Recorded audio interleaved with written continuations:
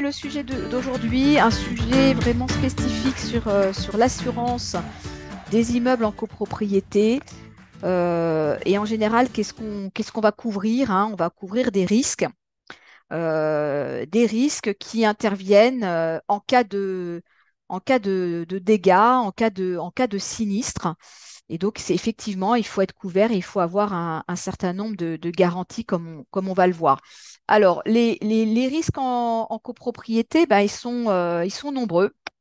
Alors, ils sont nombreux. Alors, il y a des petits sinistres qui apparaissent, mais comme je le disais, qui, comme ça, ont l'air de rien, mais qui sont quand même assez récurrents et qui peuvent causer de belles dégradations. Je pense notamment aux fuites, les dégâts des eaux. Après, on a aussi tout ce qui est vol, dégradation des parties communes, intrusion dans les parties communes avec du vandalisme et des choses comme ça, des bris de verre, bon, des introductions dans les parkings, enfin bon, ça on connaît tout ça. Et il y a des choses qui sont un peu plus graves, hein, notamment les incendies, les explosions. Les affaissements, bon voilà. Et alors là, c'est vraiment dramatique parce que souvent, il y a des blessés, voire pire. Donc voilà. Euh, donc, quoi qu'il arrive, il faut faire du préventif, hein, parce qu'on ne sait jamais ce qui peut se passer à tout moment dans la copropriété, hein. On ne maîtrise pas tout et ça peut provenir voilà, de problèmes de gaz, de problèmes oui, de fissures, de fragilité du bâtiment. Et à tout moment, il peut se passer des choses. Et donc, il faut, de toute façon, c'est obligatoire, hein, bien entendu, il faut se protéger soi-même et puis les tiers. Donc les occupants des immeubles et puis aussi tous ceux qui vont visiter, qui vont rentrer dans les immeubles. Donc il faut protéger tout le monde. Et pour ça, donc on a des solutions d'assurance. Bon, en général, on appelle ça la multirisque immeuble, l'assurance habitation, la MRI. Donc, on va parler de ça, on va parler de cette couverture qui est en général assez complète. Et puis, on a aussi d'autres types d'assurances, donc notamment qui sont spécifiques pour les fuites d'eau, les dégâts des eaux. Et puis, on a aussi des assurances qui couvrent, on a des assurances juridiques, on a des assurances qui couvrent les charges impayées, on a des assurances pour les bailleurs, les propriétaires non occupants. Bon, voilà, on a toutes sortes d'assurances qui sont importantes et on va revenir bien sûr là-dessus. Voilà, donc ça c'est dit. Alors pour aujourd'hui, donc on fait appel à notre partenaire OD Alim donc ils vont se présenter, mais c'est un groupement de plusieurs entités, plusieurs marques, plusieurs sociétés, donc avec des propositions complémentaires. Et on aura avec nous Olivier Delmas, qui est directeur grand compte chez OD Alim. Et on aura également Jean-Michel Forestier, alors qui va être plutôt, je ne sais pas si, je pense pas qu'il a décidé peut-être d'intervenir également. Il pourra s'il le souhaite, mais bon, je crois qu'il est plutôt là pour répondre à toutes vos questions dans le chat. Donc, si vous avez des questions, n'hésitez pas. Donc, Jean-Michel sera là et veillera à répondre le plus rapidement possible et le mieux possible à toutes vos interrogations. Par ailleurs, vous nous avez envoyé déjà plein de questions aussi au moment où vous êtes inscrit, donc on reviendra dessus. Et puisqu'il y a des questions qui sont vraiment pertinentes, et bon, peut-être que vous aurez les réponses ce soir, mais bon, on verra s'il y a des questions qui persistent, on essaiera de revenir dessus. Et puis on aura aussi avec nous ce soir Charles Bobot, qui est avocat, qui est spécialisé dans le droit de l'immobilier et de la copropriété, qui est associé au cabinet BJA qui va introduire le sujet de ce soir, des sinistres, en nous donnant quelques éléments plutôt juridiques pour le coup. Et puis bon, il a une petite expérience, il a déjà intervenu plusieurs fois sur ces sujets, donc c'est intéressant de l'avoir avec nous. Ensuite, je vais quand même être accompagnée pendant toute la soirée par Gladys Lecomte, que vous connaissez bien, qui est responsable marketing chez mon immeuble et qui s'occupe aussi des relations partenaires et des relations avec nos abonnés. Et puis moi-même, Isabelle Dahan. Alors bon, c'est vrai, j'ai pas tout à fait la même coupe de cheveux que sur la photo là, mais bon, c'est quand même moi, vous m'avez reconnue. Fondatrice de monimmeuble.com, qui vous invite ce soir et qui animera cet atelier. Voilà, alors Gladys va nous dire un petit mot peut-être. Oui, alors bon, rapidement, donc pour ceux qui ne connaissent pas mon immeuble, c'est un média indépendant dans le domaine de l'immobilier, précisément de la copro, qui existe depuis 22 ans. On a plus de 4000 membres maintenant, et plus de 10 000 articles, donc ça fait beaucoup de lectures sur le site. De nombreuses rencontres en webinaire ou en présentiel comme jeudi dernier, on avait notre apéro copro. Et puis voilà, donc toutes ces vidéos sont retransmises après sur YouTube et on fait également beaucoup d'autres vidéos sur YouTube. Et on a aujourd'hui du coup plus de 36 partenaires, parce qu'on a mis 36, mais il y a quelques nouveaux, donc je pense qu'on va augmenter un petit peu. Euh, pour ce qui est de nos abonnements à notre magazine, donc il y a le Club Ami Plus pour les particuliers, qui est un abonnement réservé aux copropriétaires. Et puis, il y a déjà beaucoup d'abonnés ce soir, donc je ne vais pas non plus m'étaler sur le sujet. J'enverrai les liens dans la conversation pour que vous ayez plus d'informations. Pour les professionnels, donc le club AMI Pro, donc idem, voilà, c'est plus pour les entreprises qui veulent nous rejoindre, être invités aux apéros copro, communiquer un petit peu par-ci par-là via des podcasts. Idem, je mettrai le lien dans la conversation. Pour ce qui est donc des rendez-vous copro comme ce soir, donc on a en tout 10 rencontres dans l'année. Là, on est sur la fin puisque on devra refaire le programme pour 2023-2024, mais là, il nous reste encore celui de mai et celui de juin. Donc en mai, ce sera sur les travaux de façade en copropriété, avec du coup des très belles entreprises qui vont nous présenter leurs solutions et répondre à vos questions. Et en juin, il nous restera un rendez-vous sur le syndic de demain, donc notamment tout ce qui est digital et en même temps tout en gardant la relation humaine. Ensuite, pour ce qui est des ateliers, ateliers juridiques, ateliers compta, donc il nous reste également deux ateliers. Un le 10 mai qui sera juridique et enfin le dernier en juin qui sera un atelier compta. Et là, on part sur deux sujets sur le chauffage collectif, donc un orienté tout ce qui est juridique, puis après plutôt sur les contrats et notamment comment maîtriser les coûts. On voulait également vous présenter donc le guide des pros que je pense que vous connaissez tous. Certains ont pu l'obtenir en vrai, en papier à l'apéro copro. Mais du coup, il est également disponible en version numérique. Il a été actualisé dans la version donc, 2023. Et du coup, vous allez pouvoir le télécharger sur le site. Donc pareil, je vous mettrai le lien pour ceux qui ne l'ont pas encore téléchargé ou pas encore obtenu.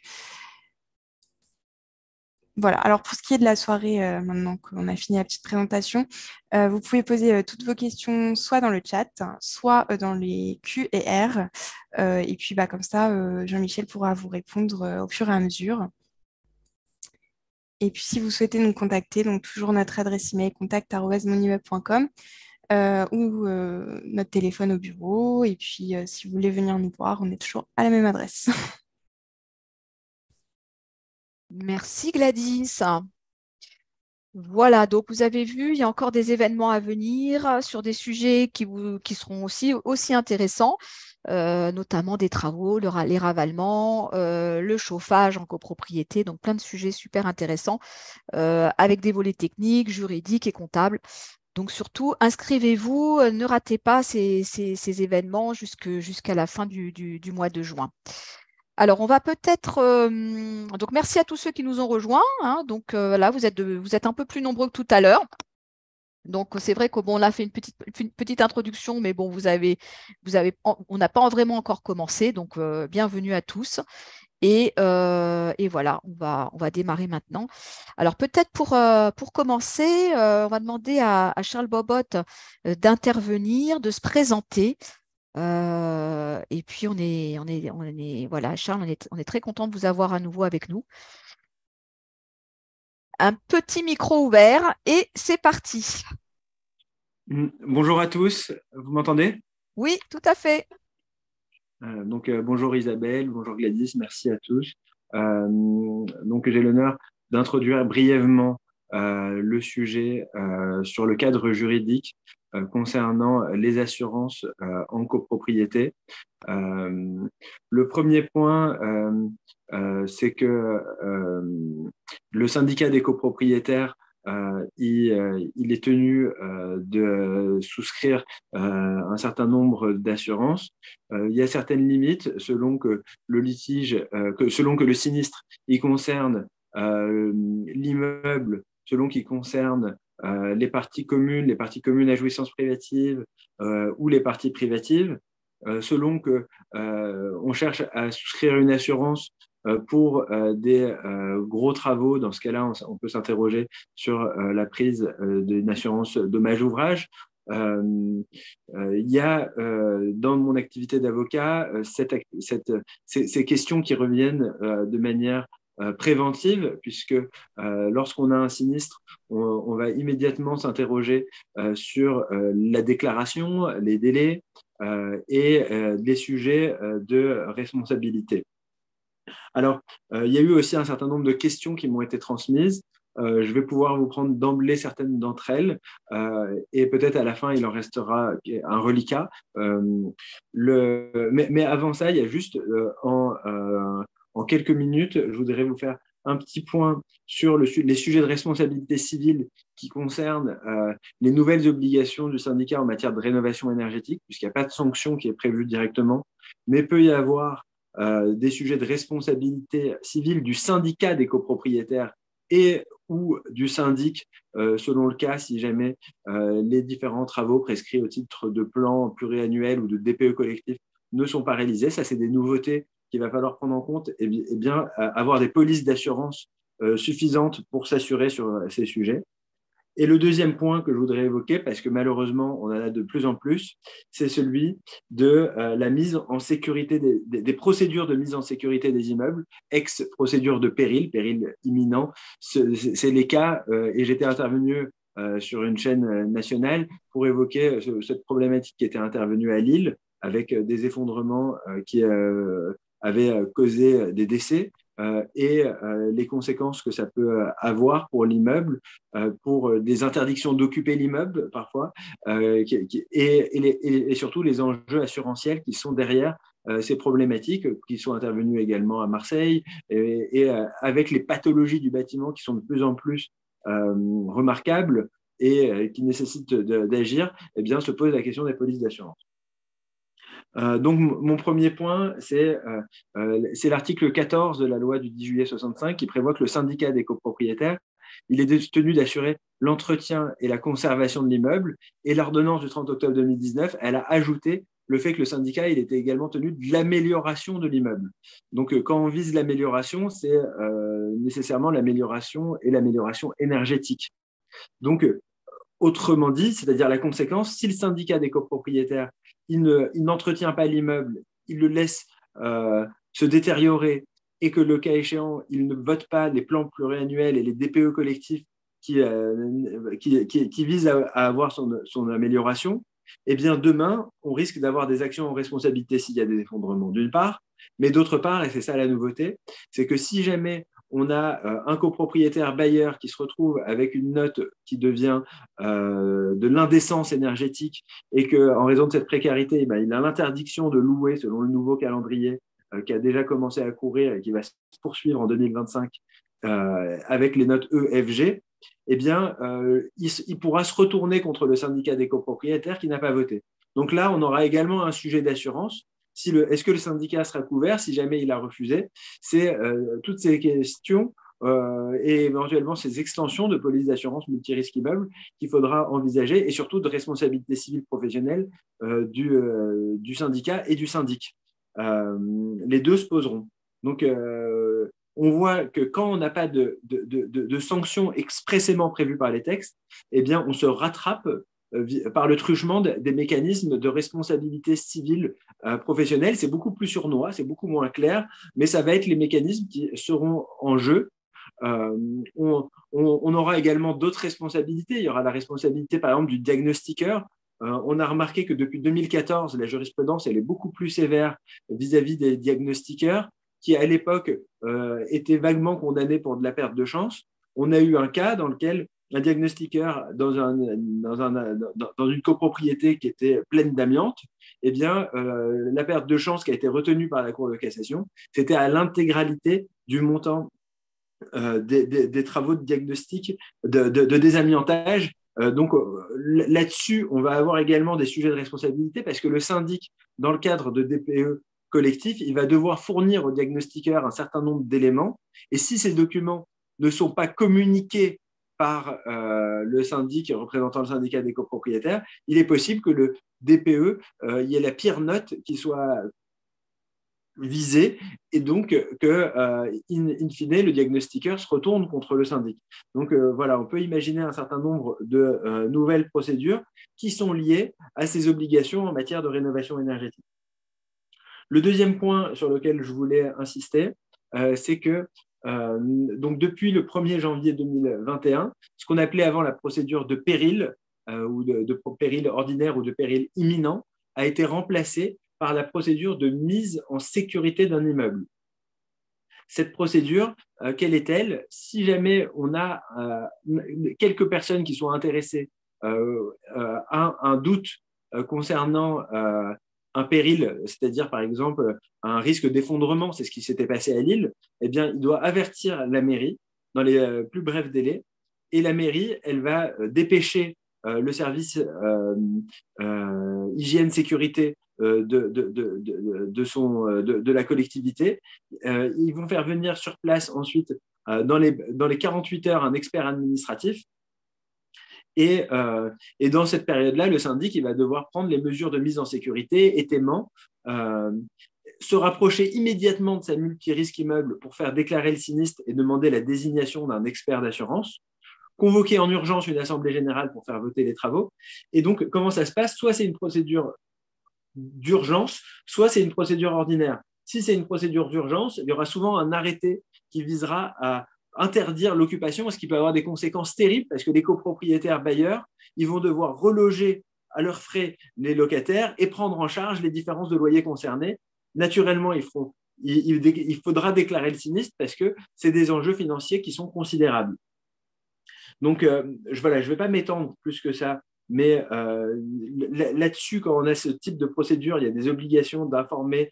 Ensuite, il y a des procédures d'expertise judiciaire dans laquelle on va, le cas échéant, mettre dans la cause les assurances des uns des autres. Il y a de nombreuses parties. C'est des procédures qui sont très lourdes, mais dans lesquelles il faut être mieux ou plutôt conseillé par un courtier d'assurance qui pourra informer également des différentes procédures à mettre en œuvre. Le dernier point sur lequel j'ai indiqué que je ferai des échanges brefs, c'est sur les différentes questions que j'ai reçues de par le panel. Mes questions qui ont un volet juridique, j'ai décidé de m'en emparer. Il y a d'autres questions qui sont beaucoup plus techniques et qui sont beaucoup plus d'ordre assurantiel, sur lesquelles Odé Halim se fera la joie, je crois, de répondre. Donc, la première question que j'ai saisie, c'est nous avons des sinistres de VMC, un bâtiment récent de 3 ans d'ancienneté, un parfait achèvement non réceptionné de la VMC, des interventions systématiques, des facturations en dehors de contrat, des réparations comme bouche-trou. Bref, quels sont nos recours juridiques et financiers pour terminer ce recours qui traîne depuis 2020? Alors, il y a beaucoup de questions dans une même question, c'est souvent le cas quand on va voir un avocat, qui doit ensuite requalifier et indiquer quels sont les sujets.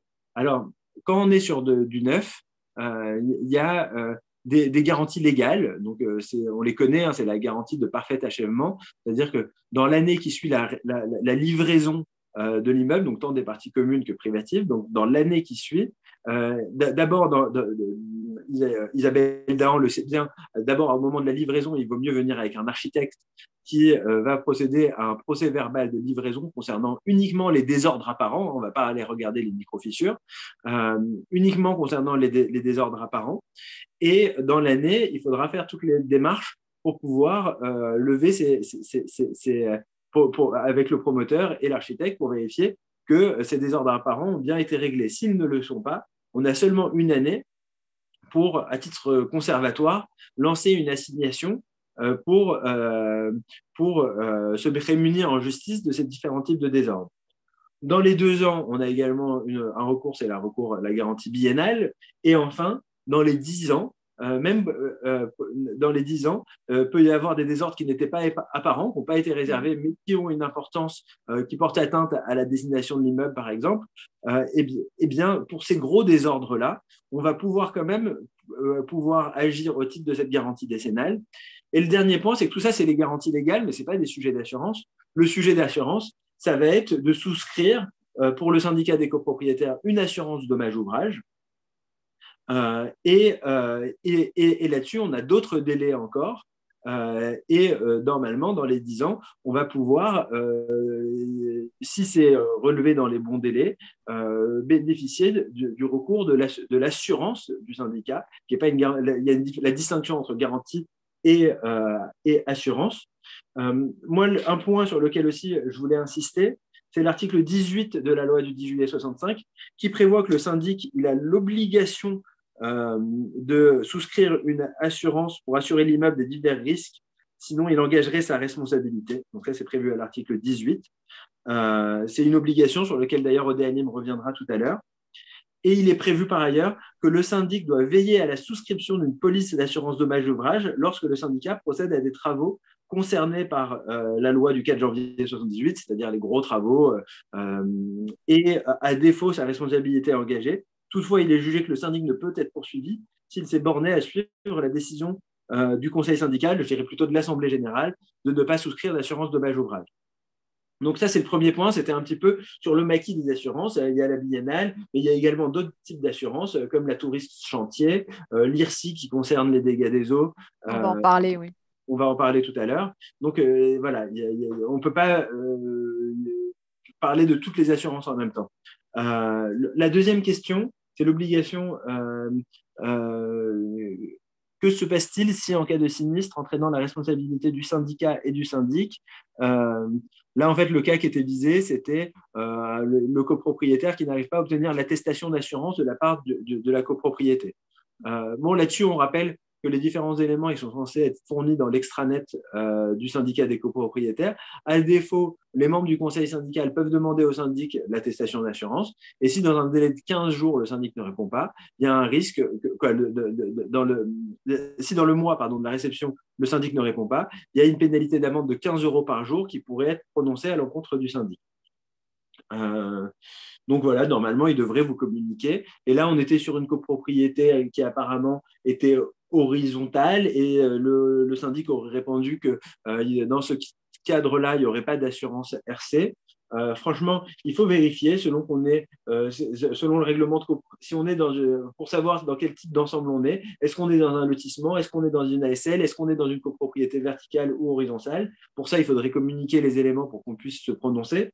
Et en tout état de cause, il faut toujours avoir une assurance responsabilité civile professionnelle pour le représentant légal. Il y avait ensuite une question. Alors, Charles, peut-être qu'on pourrait faire une petite coupure et que tu répondes à d'autres questions par la suite et qu'on laisse quand même Olivier se présenter et puis commencer sa petite présentation. Et puis tu reprendras derrière. Trop bavard, je m'interromps. Non, mais on revient vers toi tout à l'heure. Voilà. Comme ça, tu auras encore un petit peu de choses à dire tout à l'heure. On te garde aux choses pour tout à l'heure. Alors, on va demander donc à Olivier Delmas de nous présenter le groupe Odéalim, mais pour ça, peut-être de partager l'écran. Donc, vous avez la main. Donc, si vous voulez mettre votre petite présentation, comme ça, voilà. Bonjour à tous. Je suis donc Olivier Delmas, directeur grand compte au groupe Odéalim. Je vais présenter le groupe, parce que le groupe, c'en est devenu un depuis le point de départ. À l'origine, il y avait une société dont le nom est très parlant, qui s'appelait Assurcopro. Et autour d'Assurcopro, qui a été la première société du groupe Odéalim, s'est construit tout un groupe avec un point commun à toutes les entités du groupe, c'est l'immobilier dans toutes ces situations possibles, en horizontal, en vertical, pour l'assurance, pour le prêt, pour les sinistres, pour les contrats emprunteurs, prévoyance, bref, tout ce qui concerne l'immobilier d'une manière générale. Alors, un mot peut-être qui situera bien le groupe Odéalim. Nous assurons aujourd'hui 50 000 copropriétés. Le maître mot aujourd'hui, c'est la copropriété. Nous en assurons donc sur la France entière, sur tout le territoire, 50 000. Ce qui est quand même considérable et surtout ce qui nous permet d'avoir une bonne vue d'ensemble des problématiques rencontrées en matière d'assurance d'immeubles et de copropriété pour la forme juridique. Ces 50 000 copropriétés représentent 225 000 logements assurés en GLI, 20 000 dossiers de prêt et 50 000 dossiers sinistres traités dans une année. Ce qui est considérable.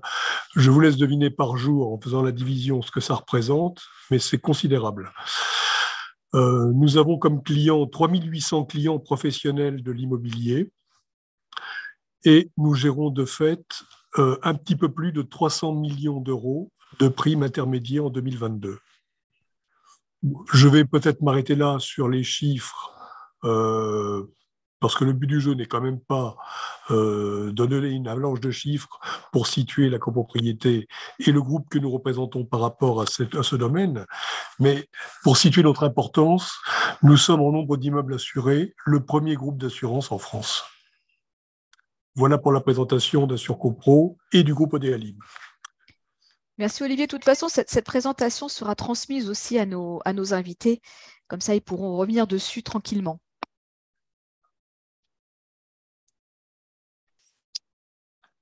Alors, on va passer maintenant sur ce qu'a dit notre avocat, c'est-à-dire l'article 9.1 et 18 de la loi de juillet 65, repris par la suite par la loi Allure, qui oblige les copropriétaires ainsi que les syndicats de copropriétaires maintenant à s'assurer pour les risques de responsabilité civile. Alors, pourquoi cette nouveauté? Parce qu'en fait, les immeubles sont assurés depuis toujours, mais aussi bizarre que cela puisse paraître, pendant très longtemps, l'obligation d'assurance n'a pas été formelle. Depuis 1978, il y avait l'obligation d'assurer les travaux en garantie décennale pour le cadre des dommages ouvrages. Ça, c'était une obligation légale. Et pendant très très longtemps, il n'y a pas eu d'autres obligations légales d'assurance. Il y a eu par la suite, dans les années 90, l'obligation d'assurer les locataires pour leurs risques locatifs, et plus récemment, les propriétaires, bailleurs ou non bailleurs d'ailleurs, peu importe, pour la responsabilité civile du fait de leur logement, qu'ils occupent ou qu'ils n'occupent pas. Donc, ces nouveaux articles ont donc généré des obligations et surtout des contrats qui ont été faits différemment. Donc, on en arrive à l'assurance multirisque immeuble.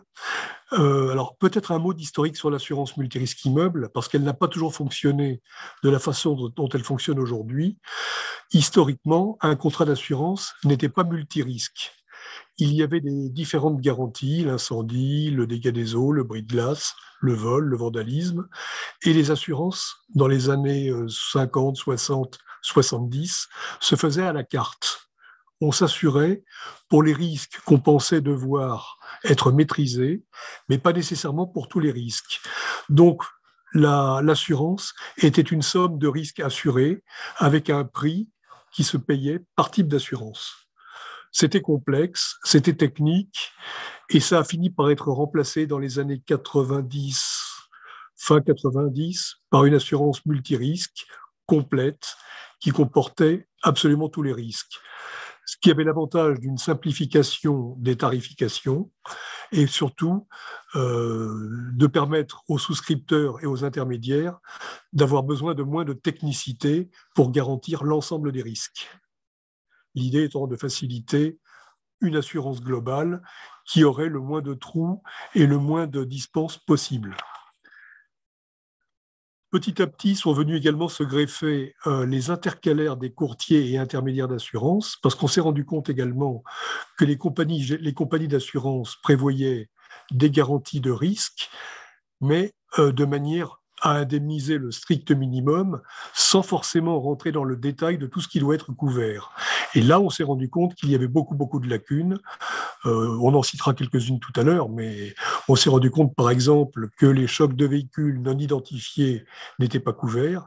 Historiquement, il fallait que le véhicule soit identifié pour pouvoir bénéficier d'une couverture.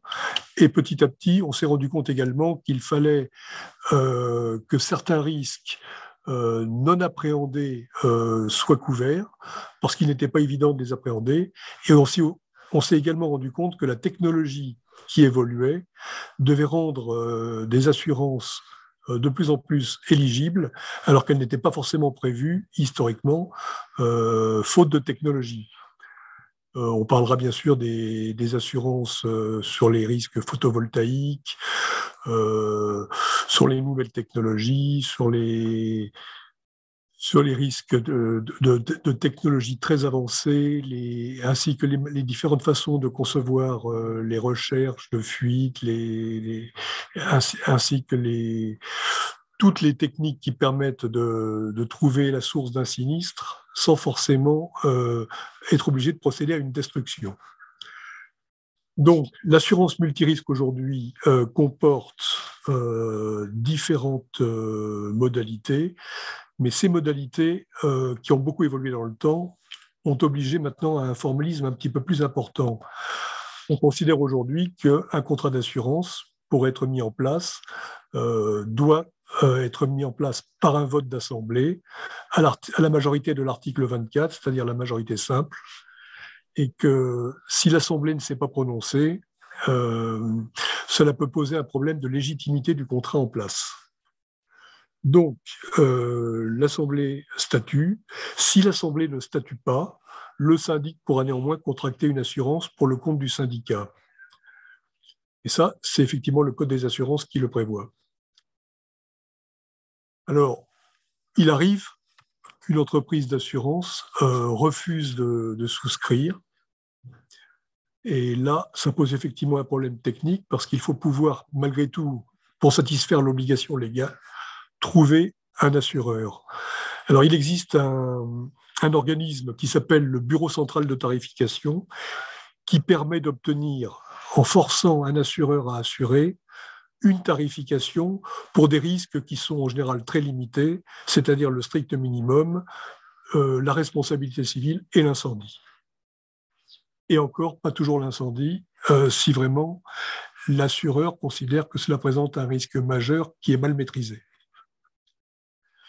Donc, on va passer maintenant sur les différentes rubriques qu'on trouve généralement dans les contrats bien faits. La principale garantie est celle qui représente 30% du montant de la prime, c'est la garantie incendie et risque annexe. Alors, l'incendie, il est utile de justifier de la nécessité de garantir un immeuble contre l'incendie. L'incendie a des causes tellement diverses et variées que de toute façon, son risque de survenance étant très élevé et surtout sa capacité de nuisance étant considérable, il est évident que l'incendie doit être couvert. Même si aucun texte ne donne l'incendie comme devant être couvert. Mais c'est une évidence et il ne viendrait à personne l'idée de ne pas se couvrir en incendie. En annexe à l'incendie, il y a les dommages électriques. Alors, les dommages électriques, ce sont des dommages liés à l'action de l'électricité, mais qui ne provoquent pas nécessairement un incendie. Ce sont en général des courts-circuits, l'action de la foudre, une détérioration causée par une surcharge électrique. Très important, parce qu'on s'en est rendu compte, notamment à l'occasion de la tempête de 1999, les événements climatiques. Alors, les événements climatiques, au quotidien, ce sont des infiltrations par toiture, ce sont des gouttières en surplein qui explosent, ce sont des refoulements d'eau par les gouttières, du fait de l'action de la pluie intensive, mais ce sont surtout des tempêtes et dans certaines régions de France, le poids de la neige sur les toitures, bien que la neige commence à se raréfier maintenant. Donc, les événements climatiques entrent pour une part non négligeable dans les garanties de la multirisque. Alors, ces événements climatiques qui sont recensés, ce sont la tempête, les ouragans, les cyclones, la grêle, le poids de la neige, ce sont les événements qui sont recensés dans le contrat multirisque. Mais il existe également des événements souvent non recensés qui vont des dégâts considérables. Ce sont les catastrophes naturelles. Alors les catastrophes naturelles obéissent à un régime un petit peu différent puisqu'elles ne sont pas définies en tant que telles. Les catastrophes naturelles, une fois qu'elles sont survenues, font l'objet d'une mise en place par un décret soit en région, soit tout simplement au Conseil des ministres, décret de catastrophe naturelle qui institue l'état de catastrophe naturelle dans une région, dans une localisation, suite à un événement qui a causé des dommages considérables. On a eu le cas des inondations de la région PACA il y a 2 ans, qui ont généré des coulées de boue considérables et détruit des villages entiers. On a eu des débordements de fleuves, on a eu différentes manifestations, des tornades, des phénomènes parfois très localisés, mais qui n'étaient pas directement intégrés aux événements climatiques. Alors, autre rubrique des contrats multirisques, le vol et le vandalisme. Bon, le vol et le vandalisme s'expliquent d'eux-mêmes. Ce sont des sinistres souvent qui coûtent assez peu cher, mais qui sont malheureusement de très haute fréquence. Et donc, à ce titre, ils bénéficient d'une garantie multirisque avec généralement des franchises assorties pour éviter que de trop petits sinistres viennent grever les contrats d'assurance en occasionnant des rapports sinistres à prime, notion dont on parlera tout à l'heure, des rapports sinistres à prime défavorables avec des petits sinistres.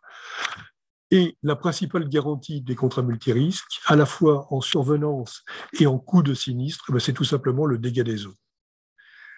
Alors, le dégât des eaux, Maître Bobot, tout à l'heure, nous en a parlé sous l'angle de l'assurance dommage-ouvrage pour les malfaçons réalisées en construction, mais la plupart des immeubles n'étant plus sous garantie décennale, il est évident que le dégât des eaux, une fois passé la garantie décennale, constitue à la fois le risque de survenance le plus probable et en coût financier les événements les plus chers, les plus onéreux. Alors, les dégâts des eaux sont tellement complexes et de tellement de sortes différentes qu'il a été nécessaire, on en parlera ensuite, en plus des garanties contractuelles qui sont prévues dans le contrat, de prévoir une convention entre les compagnies d'assurance pour savoir comment harmoniser les règlements de sinistres à l'occasion de dégâts des eaux. C'est la fameuse convention IRSI qui a vu le jour en 2018, qui elle-même avait succédé à la convention dite CIDRE, qui a existé entre 1976 et 2018. Donc, on va passer maintenant donc aux garanties additionnelles, parce qu'un contrat multirisque immeuble comprend certes les garanties dont on vient de parler, mais s'il n'y avait que les garanties des contrats d'assurance tels que les compagnies d'assurance les ont prévus, il y aurait beaucoup d'exclusions ou beaucoup d'événements qui passeraient à côté d'une garantie.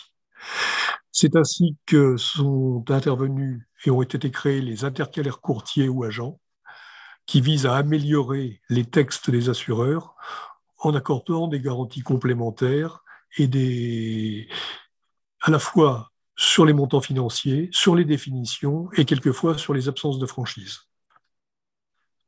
Alors, dans un intercalaire d'extension de garantie, on trouve par exemple une clause qui a fait des miracles parce qu'elle a permis de garantir des choses qui auraient pu être exclues du fait de la méconnaissance du risque. Je pense à la clause de reconnaissance du risque qui permet de se prévaloir pour l'assureur d'une erreur volontaire ou involontaire dans la déclaration, par exemple, de la surface, de la contiguïté, Lorsqu'on déclare son risque, et le Code des assurances prévoit que c'est l'assuré qui déclare son risque, sa présentation, il importe d'être le plus juste possible. Et la fameuse clause de reconnaissance permet précisément de se prémunir contre le risque d'erreur. Et Dieu sait si une erreur est facile à insérer. Un immeuble a un maîtrise, l'assurance s'assure en fonction du maîtrise de l'immeuble, c'est ce qui fait la tarification. S'il y a une erreur de maîtrise et qu'il n'y a pas la clause de reconnaissance, on risque d'aboutir à ce qu'on appelle une règle proportionnelle ou de prime ou de sinistre. C'est-à-dire qu'en fait, l'assureur ne réglerait, si la superficie est insuffisante, qu'à la proportion de la superficie déclarée et non pas en fonction de la réalité du risque.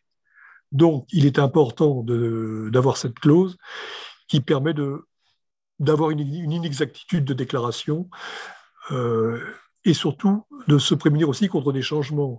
Vous déclarez par exemple qu'il y a un bar au rez-de-chaussée, le bar se transforme en boîte de nuit, l'assureur n'est pas prévenu, pour lui ça va changer la nature du risque, le fait qu'il y ait une boîte de nuit plutôt qu'un bar.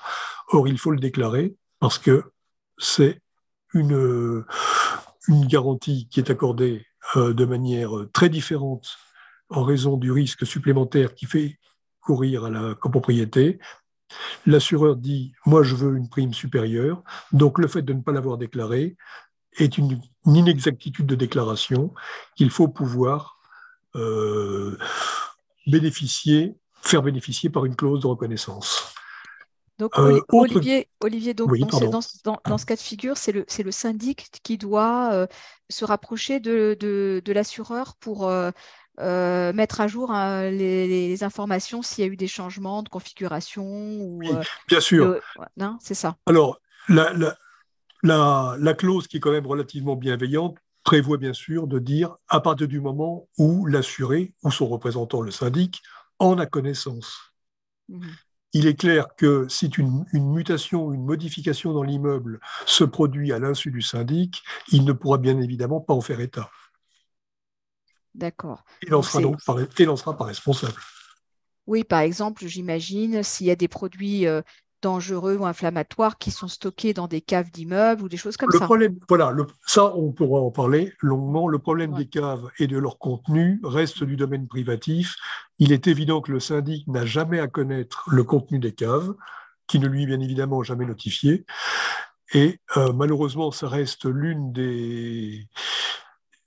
des points sombres de la copropriété. Chacun vit comme il l'entend et stocke dans sa cave ce qu'il a envie de stocker. Y compris en faisant courir des risques à la collectivité. Ça, malheureusement, on ne peut pas l'empêcher. On verra ensuite, peut-être avec Maître Botbot, ce qu'il en est des responsabilités, suivant ce qui a été stocké, de quelle façon, pour quel usage, etc., etc. Alors, dans les clauses classiques qui ont été mises en place par les intercalaires, on trouve la garantie valeur à neuf. Alors, la garantie valeur à neuf, ça mériterait tout un chapitre. On va quand même essayer de faire assez rapide sur le sujet. La valeur à neuf, c'est une garantie qui permet de combattre la vétusté d'un immeuble, parce que bien évidemment, un immeuble vieillit. À partir du moment où il vieillit, on devrait le rembourser à concurrence de sa valeur résiduelle, c'est-à-dire sa valeur qui reste une fois que ce qui était neuf est déprécié.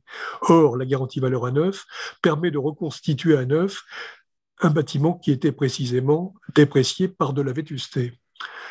Aujourd'hui, dans les meilleurs intercalaires des courtiers, la garantie valeur à neuf est portée à 33 et même 35% de valeur supplémentaire par rapport à la vétusté qui a été constatée. On va prendre un exemple. Un sinistre d'1 million d'euros. Si l'expert constate qu'il y avait une vétusté de 15%, il va enlever 150 000 euros sur la valeur de remboursement. Donc, il ne remboursera pas 1 million, mais 850 000 euros. S'il y a une garantie de valeur à neuf de 33%, ça veut dire que les 150 000 euros seront automatiquement remis en place et donc la garantie valeur à neuf permettra de récupérer ces 150 000 euros. 33% de valeur à neuf, ça signifie qu'au pire, on pourrait avoir 360 000 euros de vétusté compensée. Voilà l'intérêt de la valeur à neuf. Alors, autre garantie d'intercalaire, les chocs de véhicules non identifiés, j'en avais un petit peu parlé tout à l'heure. Aujourd'hui, lorsque le bâtiment subit un choc d'un véhicule que personne n'a pu identifier, la garantie fonctionne quand même. Même si on sait qu'en cas de choc de véhicule non identifié, la copropriété n'aura aucun recours. Autre garantie qui est apparue au fil du temps, qui n'existait pas à l'origine des contrats, la garantie effondrement. Alors, la garantie effondrement du bâtiment en tant que tel est une garantie rarissime. Non pas que les bâtiments ne s'effondrent jamais, mais les causes d'effondrement propres au bâtiment sont très rares. Généralement, si un bâtiment s'effondre, c'est en raison de son implantation, en raison du sol et de la nature du sol sur lequel il est construit. Et donc, c'est une cause exogène au bâtiment. Lorsqu'un bâtiment s'effondre de son vice propre, c'est rarissime. Et l'effondrement, en plus, n'est jamais total. Il est souvent partiel. Mais c'est une garantie qui est maintenant de plus en plus accordée, même si les compagnies ont tendance, et ça on pourrait en parler, à le rembourser avec beaucoup de difficultés, en considérant que l'effondrement n'est pas une génération spontanée, il n'est pas accidentel. Dans la plupart des cas, il arrive après une érosion lente ou un vice qui aurait pu être constaté et donc compensé. Après, autre chose, mais alors là, on est dans les augmentations de garantie. Les intercalaires ont prévu des pertes de loyer ou des privations de jouissance étendues à 3 ans au lieu de 2 ans dans la plupart des contrats. Pourquoi 3 ans? On va prendre un exemple très simple. Un effondrement de bâtiment ou une explosion qui va obliger un bâtiment à être totalement vidé de ses occupants qui devront être relogés, le temps qu'on reconstruise un bâtiment entier. On a vu le cas à Paris il y a quelques années, dans une rue bien connue du 9e arrondissement. Les occupants doivent être relogés pendant des années et des années, et les 2 ans qui étaient prévus pour reloger les gens dans le contrat d'assurance pouvaient s'avérer, dans les cas les plus extrêmes, très insuffisants. Donc, voilà ce qu'on peut dire sur les intercalaires. Ce sont des améliorations qui viennent agrémenter les garanties des compagnies d'assurance sans pour autant modifier forcément l'économie du contrat. Mais ça apporte beaucoup plus de confort aux assurés et donc aux copropriétaires. Alors, juste Olivier, pour préciser Oui. par rapport à ces intercalaires, donc en fait, toutes les compagnies d'assurance ne proposent pas forcément ces mêmes compléments d'assurance. Et donc, peut-être le courtier a un rôle à jouer pour proposer Oui. c'est ça, les compléments qui seront nécessaires à la configuration de l'immeuble ou peut-être apporter le maximum de couverture. Oui. Alors, oui, Isabelle, ça se passe de la manière suivante. En général, les garanties sont observées de manière, j'allais dire, empirique. Ce qui permet aux intercalaires de progresser et d'avancer, c'est de vérifier que des sinistres qui étaient précédemment non garantis font l'objet d'une garantie qui va être négociée par la suite avec les assureurs, alors qu'ils l'accepteront plus ou moins facilement. Mais le sens de l'histoire, c'est que les garanties soient de plus en plus complètes et que les intercalaires soient de plus en plus enrichis de garanties qui précédemment n'étaient pas couvertes. C'est le but. Alors bien évidemment, tout ça a un prix. Un intercalaire, ça n'est pas gratuit. Et les compagnies ne sont pas obligées de l'accepter ni dans les mêmes conditions les unes par rapport aux autres, ni même forcément de l'accepter du tout. Certaines compagnies n'acceptent pas les intercalaires en considérant qu'elles donnent elles-mêmes des garanties très complètes. Très bien.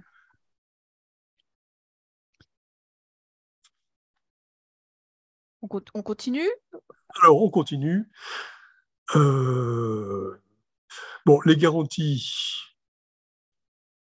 sont identifiées. Elles ont toutes un plafond, une franchise, une limitation. Mm-hmm. Alors, le contrat là-dessus, généralement, est très clair. On dit par exemple que la recherche de fuite est garantie à concurrence de 100 fois l'indice du bâtiment qui permet de codifier les augmentations de garantie, les augmentations de franchise et aussi les augmentations de primes. 100 fois l'indice. Aujourd'hui, l'indice est à 1100 et quelques. Ça veut dire que si on garantit la recherche de fuite à concurrence de 100 fois l'indice, ça fait 110 000 euros de plafond de garantie. Alors, les immeubles, maintenant, sous la pression des réassureurs, sont souvent couverts avec des limitations contractuelles d'indemnisation. Ces limitations sont la valeur théorique du coût de la reconstruction de l'immeuble que les assureurs couvrent à la demande de leur réassureur, donc, de manière à être certain de ne pas faire de dépassement. Pourquoi est-ce comme ça? Alors que précédemment, historiquement, les garanties étaient illimitées en valeur à neuf. Aujourd'hui, il y a des limitations de garantie. En réalité, les assureurs qui payent eux-mêmes leurs réassureurs sur la base d'une cotisation, il faut que cette cotisation repose sur des sommes bien précises qui sont couvertes. Et tant que c'était illimité, on ne pouvait pas dire que la prime devait être de tel ou tel pourcent du montant de la prime, du montant des capitaux, puisque les capitaux n'avaient pas de limite. Aujourd'hui, les capitaux sont limités. Alors, ce qui a favorisé également les insertions de limitation de capitaux, ça a été l'invention à partir de l'année 2000, 2001, 2002, du fameux GAREAT. Qu'est-ce que c'était que le GAREAT? C'était une taxe d'État sur les attentats. À un moment donné, la France entière et le monde entier d'ailleurs s'est fait peur avec les attentats de New York, en considérant que si une tour pouvait être détruite par un avion et disparaître en totalité, il fallait pouvoir prévoir, parce qu'on ne savait pas où ça pouvait nous mener, un coût de reconstruction et une taxe attentat. Cette taxe attentat qui a été prévue en France a alimenté un fonds, le fonds de garantie des attentats, et ce fonds de garantie des attentats, qui reçoit des cotisations de tous les risques assurés, est alimenté donc au quotidien par toutes les primes sur les risques de bâtiments. Et ce fonds d'attentat prévoit plusieurs tranches. Il y a une première tranche à 19 millions, une deuxième tranche à 49 millions et au-delà, et une troisième tranche illimitée, sur laquelle on paye un prix maximum. Et l'État, par tranche de bâtiment, perçoit une taxe qui alimente ce fonds. Alors, il a été créé un fonds identique pour les catastrophes naturelles, mais là, vous allez voir tout de suite la différence entre les deux fonds. Autant le fonds de garantie pour les attentats n'a jamais fonctionné, parce que depuis 2001, il n'y a jamais eu d'attentat suffisant pour faire jouer ce fonds. Autant le fonds d'indemnisation des catastrophes naturelles fonctionne à plein, tous les ans, pour ne pas dire tous les mois en France et dans le monde. Alors, c'est une spécialité bien française, le fonds d'indemnisation des catastrophes naturelles. Il a été créé en 1986 et ce fonds est alimenté à concurrence d'une petite somme d'argent sur chaque contrat d'assurance de risque de dommages pour les immeubles, mais aussi pour les particuliers. Et ce fonds, malheureusement, on s'en rend compte, a l'obligation d'être réévalué régulièrement parce que les sommes indemnisées au titre des catastrophes naturelles en France ne cessent d'augmenter d'année en année.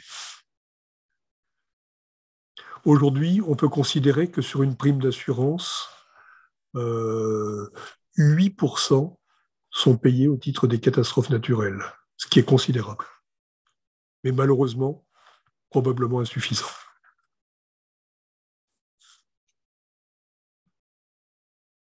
Alors peut-être avant de passer à la convention IRSI, on pourrait peut-être demander à Charles de nous faire un intermède avec quelques réponses à des questions. Est-ce que Charles est disponible? Oui, tout à fait. Voilà, alors peut-être reprendre quelques questions pour... Oui, tout à fait. Alors attendez, faut se remettre dedans. Oui, non, mais j'en ai vu qu'il y a quelques questions qui appellent des observations juridiques. Très bien, ok. Par exemple, il y en a eu déjà eu des réponses, mais je vais quand même rajouter des oui. observations. il y avait une question de savoir si le règlement de copropriété ne pouvait pas interdire l'entremissage dans les caves ou box, garages de substances ou produits dangereux. Monsieur Forestier a très bien répondu que c'était souhaitable et souvent le cas, et que les visites de risque exécutées par les compagnies d'assurance sensibilisent souvent les syndics à ce sujet. Je voudrais juste préciser que le règlement de copropriété, c'est une charte qui est prévue lors de la constitution, la mise en copropriété. Après, il est très difficile de la modifier. Donc, si le règlement de copropriété ne prévoit pas ce type de clause, sachant que c'est des clauses qui vont avoir une incidence sur le droit de propriété, le droit de disposer de son lot. Si jamais on veut les modifier, ce sera uniquement à l'unanimité, ce qui est très difficile à obtenir en copropriété. Donc, soit elle a été d'ores et déjà prévue, à défaut, ces clauses, elles sont difficiles à intégrer. Et enfin, en deuxième lieu, même si le copropriétaire il naît à déposer des produits de cette nature, il pourrait considérer que cette clause elle est contraire à la destination de l'immeuble si jamais on est dans un immeuble qui est dans une zone d'entrepôt et que cela pourrait être justifié concernant les précautions qu'il a prises concernant son lot. Voilà, c'est les deux observations que je voulais faire sur cette question en particulier. Alors, il y avait d'autres questions que j'avais reçues en amont. En cas d'un incendie dans un appartement préventif sous-loué par un gestionnaire à un locataire, quelle assurance doit être mise en cause? Propriétaire, gestionnaire, locataire ou syndicat des copropriétaires? Alors, c'est vrai que parfois, on a tendance à vouloir balayer large et on demande un peu à tout le monde, quand on a un sinistre, de déclarer ce dernier. Alors, toutefois, tout le monde n'a pas intérêt ou envie de déclarer le sinistre s'ils considèrent qu'ils ne sont pas du tout en faute. En fait, on va déclarer un sinistre seulement si jamais on considère qu'il y a un risque de responsabilité encourue. Voilà, à titre préventif et par précaution, à titre conservatoire, la partie qui se rend compte qu'elle a un sinistre, elle va alerter les autres parties et elle va leur suggérer de déclarer le sinistre. Mais après, ce sera à chacune d'entre elles de prendre en cause, de prendre en considération les informations qu'elle a et qu'elle choisira. On ne peut pas forcer quelqu'un à déclarer le sinistre. Chaque partie est libre de le faire si elle s'estime avoir un sujet de déclaration et donc de sinistre le cas échéant. Alors, il y avait une autre question, le syndic et les sinistres, quels sont les délais de recours en cas de dégradation? En responsabilité civile du syndicat des copropriétaires, le délai de prescription qui était de 10 ans, il a été réduit à 5 ans. D'où l'importance d'agir assez rapidement par exemple, s'il y a un copropriétaire qui fait des travaux sans autorisation, on va pouvoir agir uniquement dans un délai de 5 ans. Dégradation. Alors, dans le cas d'une copropriété horizontale, l'assurance individuelle du copropriétaire suffit-elle à assurer les murs? Alors là-dessus, c'est difficile de répondre parce que il y a deux régimes qui se superposent. Il y a celui de la copropriété dans lequel on va avoir les parties communes, les parties privatives. Il y a une liberté du règlement de fixer ce qui est partie commune et ce qui est partie privative. Il n'y a pas de règle d'ordre public concernant ces distinctions. Alors c'est vrai que dans une copropriété horizontale, comme ça va être souvent comme des maisons, eh bien, il peut être prévu que c'est des parties communes spéciales et que ce sera à la charge de ces seuls copropriétaires, mais ce n'est pas le cas tout le temps. Et dans tous les cas, il faudra voir ce qui est prévu en plus par la police d'assurance.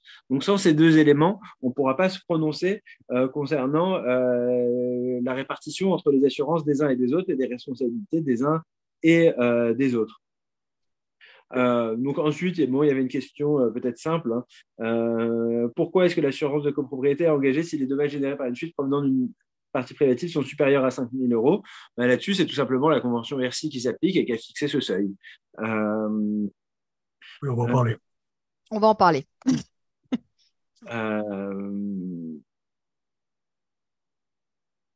Voilà, j'ai répondu à quelques-unes des questions. Je ne sais pas s'il y a des questions en particulier sur lesquelles vous vouliez me voir répondre. Ils peuvent te les poser, ils peuvent vous les poser dans le chat ou dans les questions-réponses, hein, Charles. Donc voilà, si vous avez des questions juridiques, Charles est à votre disposition.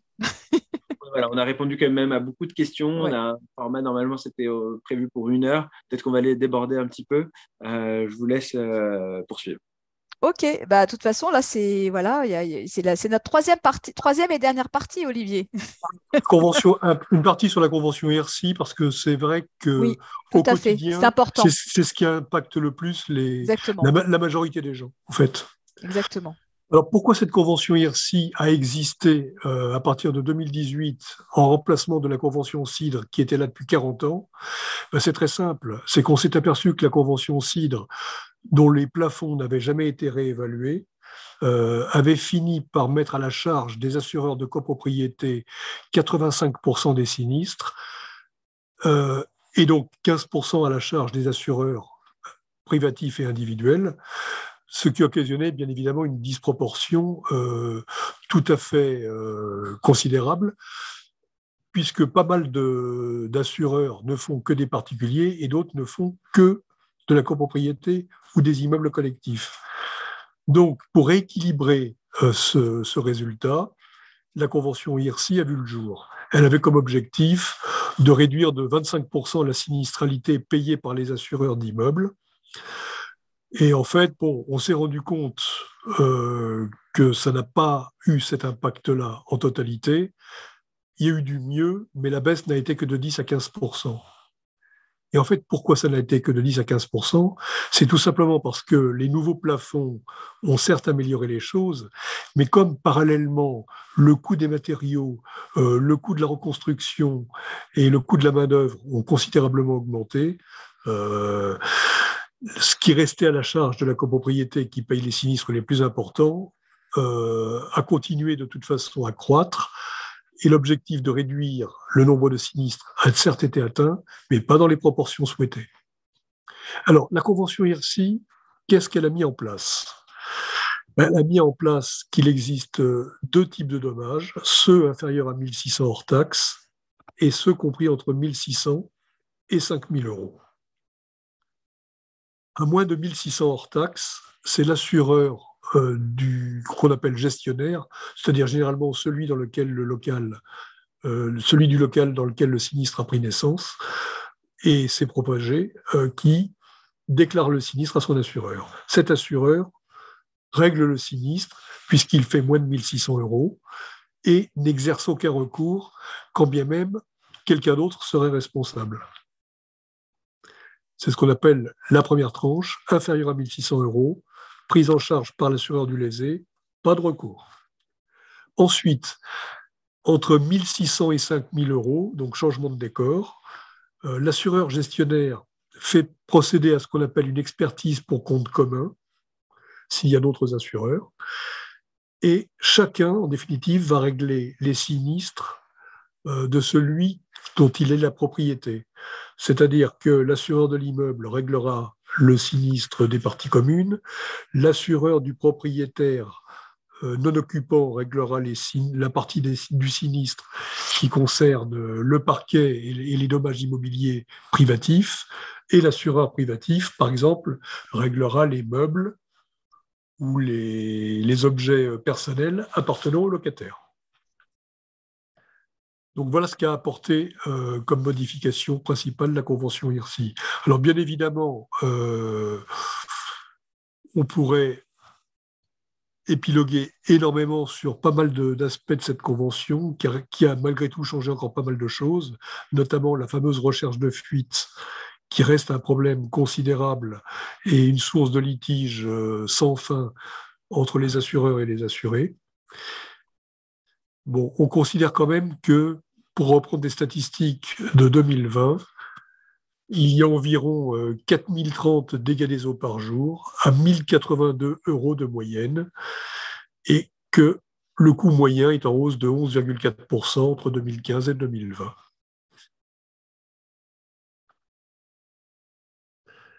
Donc, peut-être un petit mot sur la recherche de fuite, parce que c'est quand même extrêmement important. Alors, je voudrais Oui, signaler que Metchal Bobot va bientôt nous quitter parce qu'il a un oui. engagement par la suite. Donc, On va lui laisser la parole. voilà, juste un petit mot peut-être, Charles, de conclusion avant de nous quitter, pour nous dire au revoir? Alors, micro, Charles. Voilà. Merci pour cette présentation très intéressante d'Ealim et c'est vrai qui insiste bien sur le rôle du courtier pour faire la distinction entre les différentes polices et les manières de les mettre en œuvre. Vous avez vu que voilà, on rentre dans une période où les sujets de responsabilité civile professionnelle ils risquent de s'accroître en période de rénovation énergétique d'une part, et d'autre part que des précautions concernant l'état du bâti et son obsolescence impliquent également d'être particulièrement vigilant sur la mise en œuvre des garanties, des délais. Donc, ce sujet de la sécurisation des immeubles, il revient vraiment avec acuité. Et donc, voilà, je vous remercie pour cette séance qui est tout à fait à propos par rapport aux problématiques du moment. Bon, bah merci Charles. Donc, de toute façon, on se retrouve bientôt dans les pages de monimmeuble.com. Hein. On a nos petits rendez-vous là bientôt, prochainement, notre podcast qui va faire le point. Voilà, c'est la semaine prochaine qui va faire le point sur toute l'actualité du mois d'avril. Donc voilà, à bientôt. Au revoir Charles. Au revoir Charles. Également, merci aux participants pour leurs questions très précises et très intéressantes. J'espère qu'on y a répondu au mieux. Eh ben, moi je pense oui, parce que apparemment il reste plus de questions, donc je pense que tout a été répondu. Eh ben, à bientôt Charles, merci beaucoup, merci pour tous ces éclairages et ces précisions toujours utiles sur le plan juridique. À bientôt. Merci, au revoir. À bientôt. Alors on va revenir avec Olivier parce que je lui ai un peu coupé la parole tout à l'heure. Il voulait peut-être nous parler encore des dégâts des eaux, je crois. Notamment de la recherche de fuite. La recherche de fuite, oui, voilà, tout à fait, voilà, c'est ça.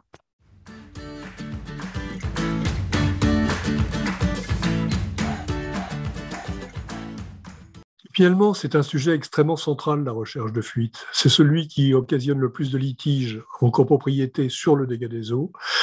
Et malheureusement, la Convention IRSI n'a pas apporté tous les éclaircissements nécessaires, même si des améliorations ont vu le jour, sur la recherche de fuite. On sait qu'historiquement, la recherche de fuite n'était couverte par les différents contrats d'assurance de copropriété que si elle était destructive. C'est-à-dire que pour retrouver une fuite, il fallait casser quelque chose.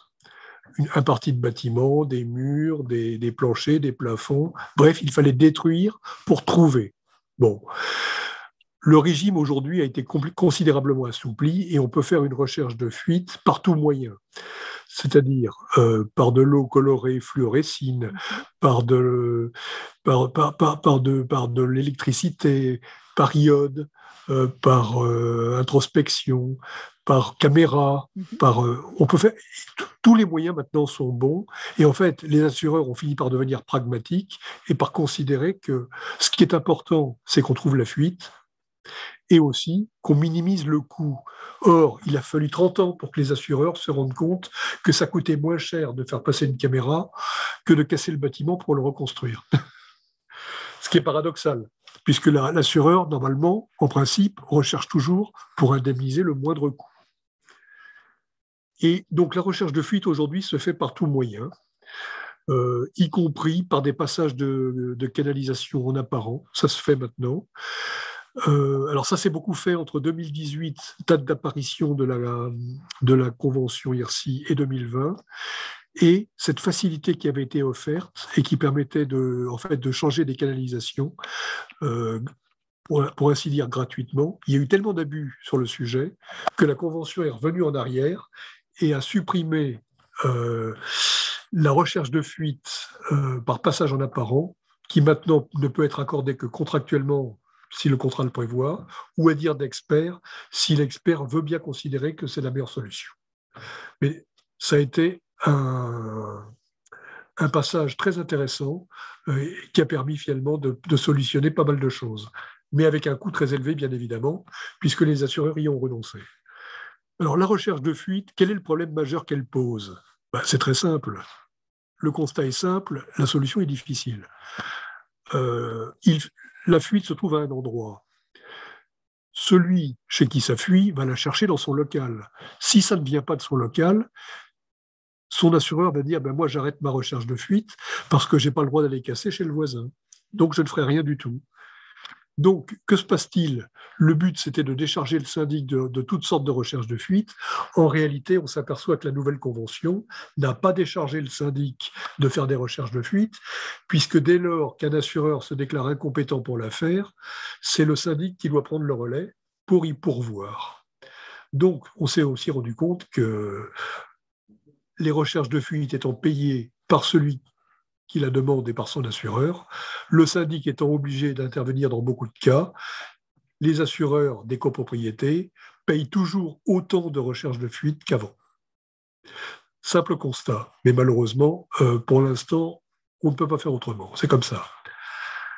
Sur la recherche de fuite et sur les litiges, bon, on sait que beaucoup d'appartements, notamment vacants, ne laissent pas libre accès alors que la fuite vient de ces appartements.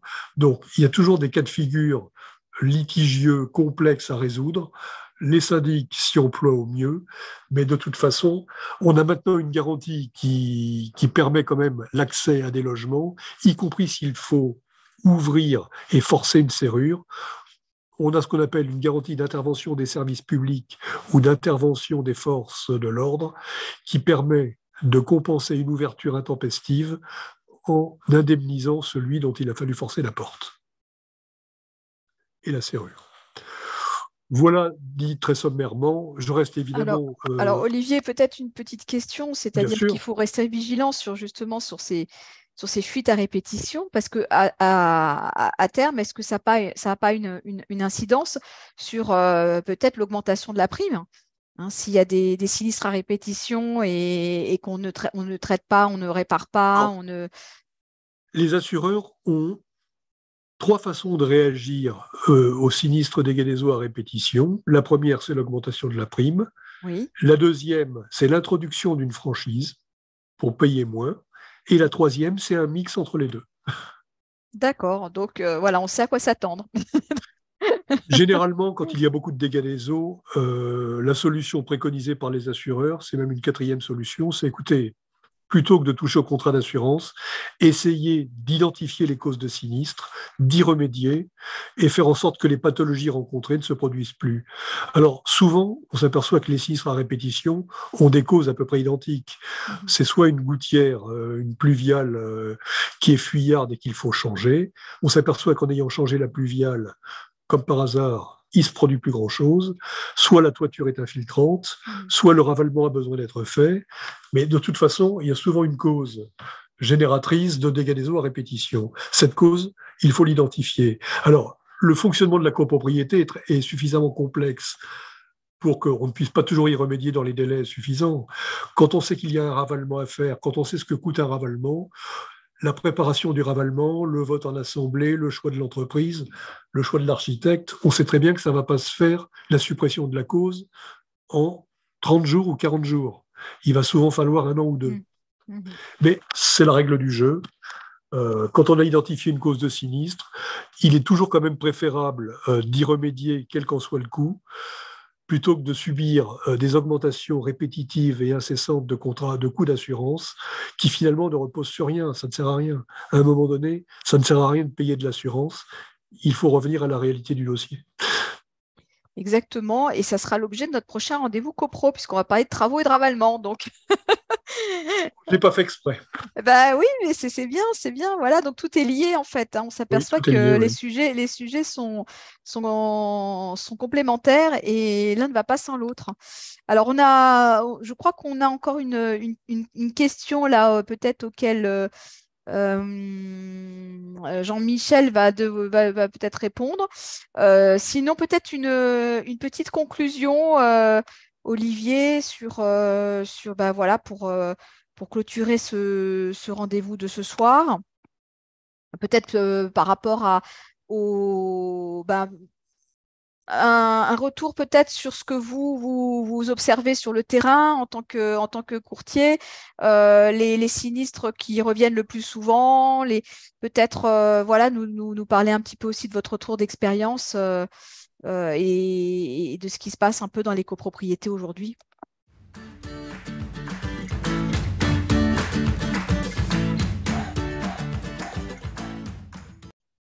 Il y a un phénomène dont on n'a pas du tout parlé, mais qui a quand même son importance, c'est le regroupement et l'augmentation de la taille des compagnies d'assurance. Ah, C'est oui. pas du tout neutre par rapport à ce qui se passe sur les modalités de règlement de sinistre.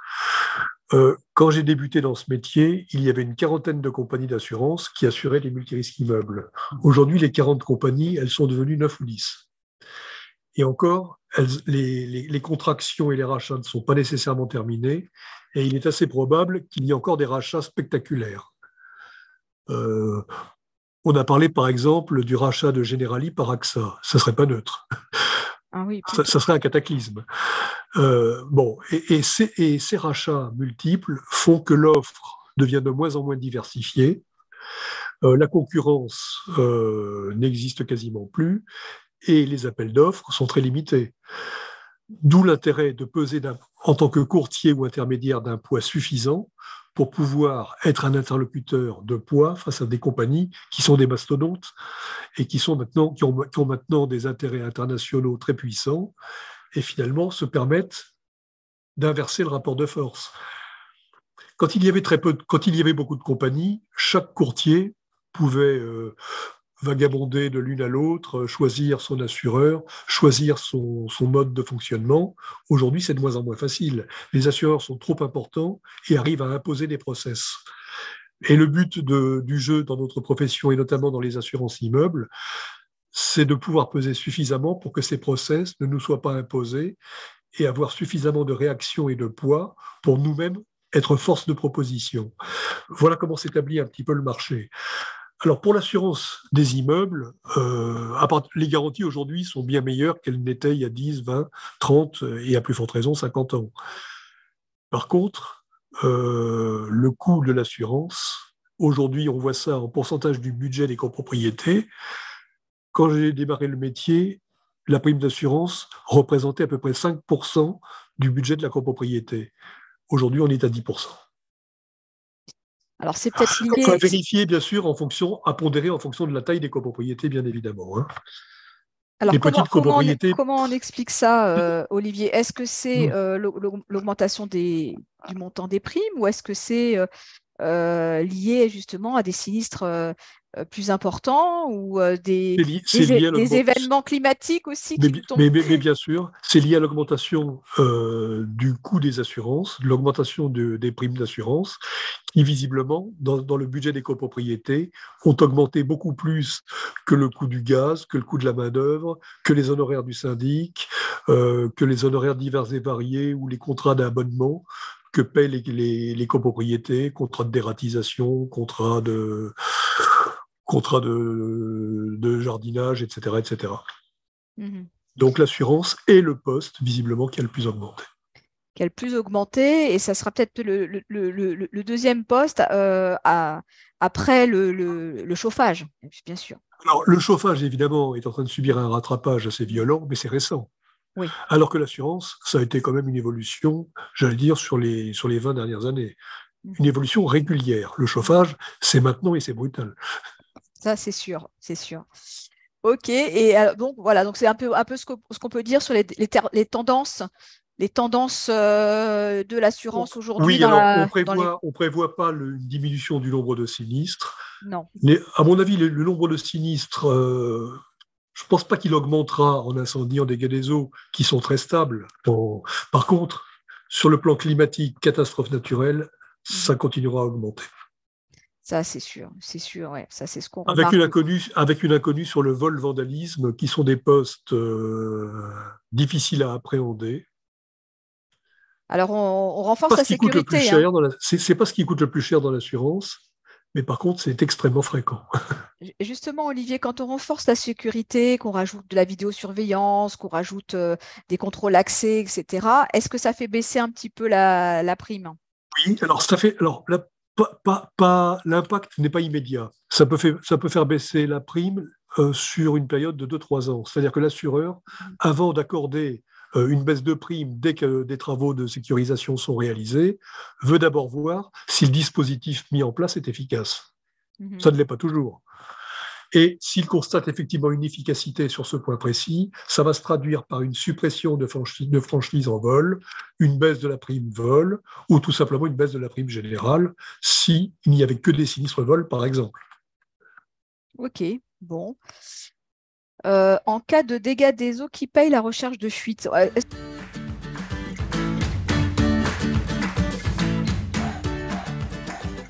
Fuite, c'est celui dont l'assureur, c'est celui qui a fait la demande à son assureur. C'est celui qui fait la demande. Celui qui fait la demande paye la recherche de fuite. Si c'est le syndic, c'est l'assureur de la copropriété qui va payer. Si c'est un copropriétaire ou un locataire, c'est son assureur qui paiera la recherche.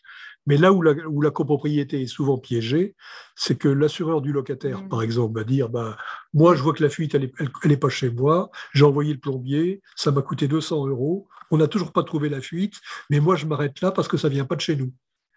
Et là, du coup, on est piégé et on est reparti pour un tour. Oui, j'ai l'impression que c'est souvent le cas. Bon, alors, après, bon, il y a encore des questions. Alors, je ne sais pas si Jean-Michel est débordé. On peut bien l'aider, Jean-Michel, Bon, s'il est débordé. est-ce qu'on peut l'aider pour… Voilà. Alors, est-il normal que ce soit l'assurance MRI du syndicat des copropriétaires qui rembourse le sinistre alors que seule la partie privative a été touchée et le locataire à l'origine du sinistre par imprudence? Alors, c'est l'un des effets de la convention IRSI, mais comme c'était l'un des effets de la convention CIDE précédemment, c'est-à-dire que ce n'est pas le régime des responsabilités qui fixe qui doit payer, mais le plafond financier.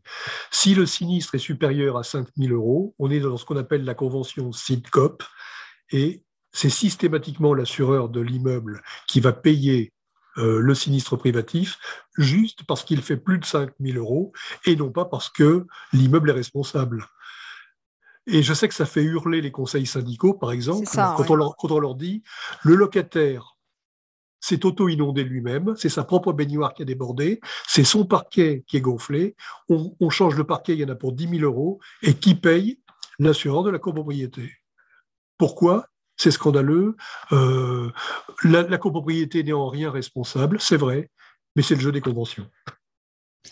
Oui, ça, c'est vrai que c'est pas dans le bon sens, ça. Hein, ça on comprend. Alors, à ce moment-là, il faut pas le voir sous l'angle de la moralité ou sous l'angle. Oui. C'est purement financier. C'est-à-dire que l'assureur de la copropriété va payer un parquet privatif à 10 000 €, mais la copropriété peut être responsable de petits sinistres de moins de 1 600 € qu'elle ne paiera pas alors qu'elle est responsable, la copropriété. Et les sinistres de moins de 1 600 € sont plus nombreux que les sinistres à 10 000 €. Donc, il y a quand même un équilibre financier qui est censé se faire. D'accord. Il faut le voir sous l'angle de l'équilibre financier et pas du tout sous l'angle de qui est responsable. Oui, parce que sinon, si on commence à faire de la morale à chaque occupant, il y a de quoi râler dans tous les immeubles, il y a de quoi déclarer la guerre à tout le monde, mais là, en réalité… on est en guerre, guerre dans tous les immeubles. Non, il faut transcender le débat et considérer que sur le plan national, tout s'équilibre entre les petits sinistres et les gros sinistres, et que normalement, chacun est censé payer à peu près la même chose. Je dis bien censé. Alors, qu'est-ce que Laurent nous dit? Réponse de l'assurance du copropriétaire. Votre contrat ne contient pas la garantie tout risque immobilier. Nous vous invitons à vous rapprocher de la copropriété. Alors, je sais pas, est-ce que c'est une question, ça? Tout risque immobilier, ça ne veut pas dire grand-chose. Le contrat d'assurance d'une copropriété, c'est un contrat ce qu'on appelle multirisque, MRI, multirisque immobilière. Bon, multi, ça ne veut pas dire tout. Alors, il y a ce qu'on appelle des contrats, il n'y en a pas beaucoup, mais il y en a quelques-uns qui existent, qui s'appellent des contrats tout risque sauf. Et le contrat tout risque sauf, ça veut dire que tout est garanti, sauf ce qui ne l'est pas. Et donc, ce qui permet de savoir si c'est garanti ou pas, ce sont les exclusions. On garantit tout, sauf ça, ça, ça et ça. Si l'événement que vous subissez ne figure pas parmi les exclusions, il est réputé garanti. Bon. Contrat tout risque. D'accord. Il y en a très peu en copropriété. Hein. Ce type de contrat est davantage réservé aux risques industriels. Très bien. Alors, Sylvain, au sein d'une copropriété, un propriétaire a laissé tomber un bloc WC dans le conduit des eaux usées. Ce conduit a été bouché et le voisin du dessous a eu une inondation chez lui. Quel assureur prend en charge le débouchage de la canalisation et les honoraires du syndic pour la gestion du sinistre, sachant que le copropriétaire responsable a activé sa garantie responsabilité civile personnelle? Bon, bah dis donc, je ne sais pas si vous avez tout compris. Alors, dans ce cas de figure, le syndic va être obligé d'intervenir parce que la canalisation qui a été bouchée, si j'ai bien compris, est une canalisation commune. Bah, c'est Entre deux les appartements. eaux usées. Les eaux Les usées, donc eaux usées, oui, c'est commun. c'est ça. Hein. C'est Ben oui. commun. Donc, le syndic va être obligé de faire une facture de dégorgement. Cette facture sera payée par le syndic sur les fonds du syndicat et présentée ensuite à l'assurance de la copropriété. D'accord. Alors, Que le copropriétaire apparemment, il a activé sa garantie aussi. Alors, il a activé sa garantie, c'est tout à fait honorable. Mais, alors, en général, je dis bien en général, hein, parce que c'est comme ça que ça se passe dans la plupart des cas, le copropriétaire n'active pas sa garantie parce qu'il ne reconnaît pas les faits. C'est malheureux à dire, mais c'est la réalité des choses. Là, le copropriétaire, on va dire, a été de bonne foi. Il a effectivement activé sa garantie et du moment que lui-même active sa garantie, il est assez probable que son assureur le suive. Mais ce n'est pas le cas de figure le plus fréquent. Le cas de figure le plus fréquent, c'est que l'assureur de la copropriété paye ce sinistre, paye ce dégorgement, et renonce à recours contre le copropriétaire, même s'il est responsable, parce qu'il y a une clause dans tous les contrats de copropriété selon laquelle il y a une renonciation à recours contre les copropriétaires, le cas de malveillance excepté. Après, reste à savoir s'il y a eu malveillance ou pas. Je pense pas. Hein.